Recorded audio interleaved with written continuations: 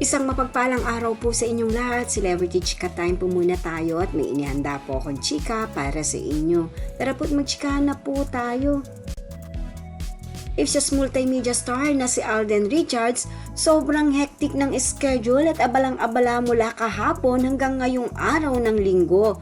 Yes, mga celebrity chika time, yan pong ichichika at ipakikita ko sa inyo ang latest updates ni Alden na talaga naman pong siksik at nag-uumapaw ang kanyang schedule.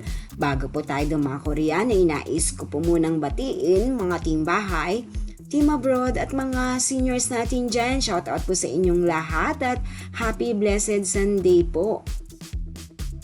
Ngayong araw nga po ng linggo ay bumisita si Alden kasama ang kanyang leading lady na si Julia Montes sa All Out Sunday sa GMA7. Narito po ang mga ito para mag-promote ng kanilang upcoming movie na 5 Breakups and a Romance. Matagal rin pong hindi nakakapag All Out Sunday si Alden kung kaya't na-miss po siya ng mga kasamahan niya.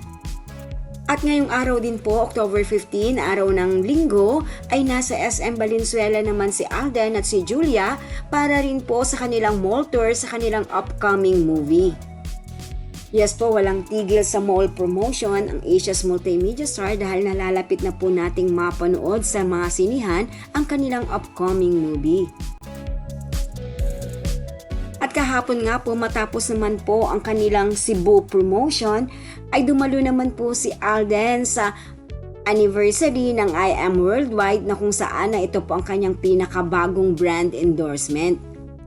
Yes po, nagse-celebrate na ka-6 na taong anibersaryo ang I Am Worldwide and of course hindi po pwedeng mawala riyan ang Asia's multimedia star. Actor, male actor, he is Asia's multimedia star. Ladies and gentlemen, please welcome Mr. Alden Richards.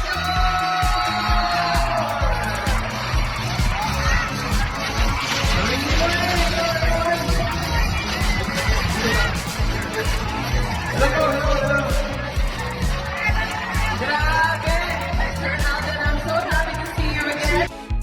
At ginanap nga po ang anniversary ng I Am Worldwide sa Araneta Coliseum. Yes po, tunay naman nga pong nagsisiksik at nag-uumapaw po ang schedule ni Alden mula kahapon hanggang ngayong araw ng linggo.